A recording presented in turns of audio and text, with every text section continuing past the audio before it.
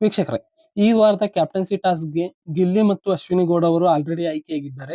ಇನ್ನು 3ನೇ ಸ್ಪರ್ಧಿ ಮಹಿಳೆಯರ ಸ್ಪರ್ಧಿ ಆಗಿರುತ್ತಾರೆ ಮತ್ತು 4ನೇ ಸ್ಪರ್ಧಿ ಪುರುಷರ ಸ್ಪರ್ಧಿ ಆಗಿರುತ್ತಾರೆ.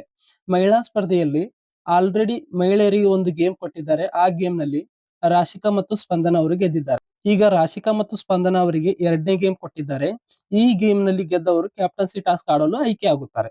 ವೀಕ್ಷಕರೇ, ಈ ಗೇಮ್ ಯಾವ ರೀತಿ ಇತ್ತು ಅಂದರೆ, ಮನೆ ಕ್ಯಾಪ್ಟನ್ ಆದ ಗಿಲ್ಲಿ ಅವರಿಗೆ ಬಿಗ್ ಬಾಸ್ ಅವರು ಒಂದಿಷ್ಟು ಬಿಲ್ಲೆಗಳನ್ನು ಕೊಟ್ಟಿದ್ದಾರೆ.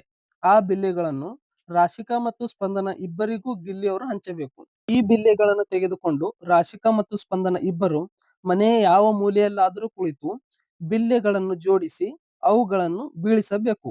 ಯಾರು ಅತಿ ಹೆಚ್ಚು ಬಿಲ್ಲೆಗಳನ್ನು ಬೀಳಿಸುತ್ತಾರೋ ಅವರು ಈ ಟಾಸ್ಕ್ ಗೆಲ್ಲುತ್ತಾರೆ. ಕೊಟ್ಟಿರುವ ಸಮಯದಲ್ಲಿ ಅತಿ ಹೆಚ್ಚು ಬಿಲ್ಲೆಗಳನ್ನು ಯಾರು ಬೀಳಿಸುತ್ತಾರೋ ಅವರು ಈ ಟಾಸ್ಕ್ ಅನ್ನು ಗೆಲ್ಲುತ್ತಾರೆ.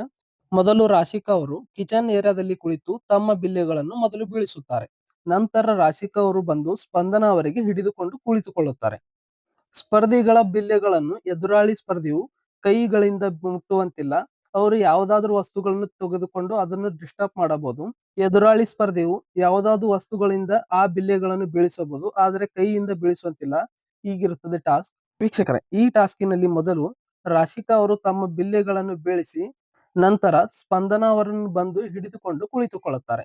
ಆಗ ಸ್ಪಂದನ ಅವರು ಯಾವುದೇ ಬಿಲ್ಲೆಗಳನ್ನು ಬೀಳಿಸುವ ಅವಕಾಶವೇ ಸಿಗುವುದಿಲ್ಲ.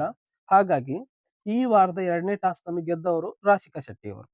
ವೀಕ್ಷಕರೇ, ಈ ವಾರದ 2ನೇ ಟಾಸ್ಕ್ ಅನ್ನು ಗೆದ್ದು ರಾಶಿಕಾ ಶೆಟ್ಟಿ ಅವರು ಈ ವಾರದ ಮನೆ ಕ್ಯಾಪ್ಟನ್ ಆಗಲು ಆಯ್ಕೆಯಾಗಿದ್ದಾರೆ. ವೀಕ್ಷಕರೇ, ಇದಾಗಿತ್ತು ಈ ವಾರದ 2ನೇ ಟಾಸ್ಕ್ ನ ಬಗ್ಗೆ ಮಾಹಿತಿ. ಈ ವಿಡಿಯೋ ಇಷ್ಟವಾದರೆ ಒಂದು ಲೈಕ್ ಕೊಡಿ ಮತ್ತು BBK12 ಲೈವ್ ಅಪ್ಡೇಟ್ ಗಾಗಿ ನಮ್ಮ ಚಾನಲ್ ಅನ್ನು ಸಬ್ಸ್ಕ್ರೈಬ್ ಮಾಡಿ ಮತ್ತು ಮುಂದಿನ ವಾರದ ಮನೆ ಕ್ಯಾಪ್ಟನ್ ಯಾರಾಗಬೇಕೆಂದು ಕಮೆಂಟ್ ಮಾಡಿ. ಧನ್ಯವಾದಗಳು.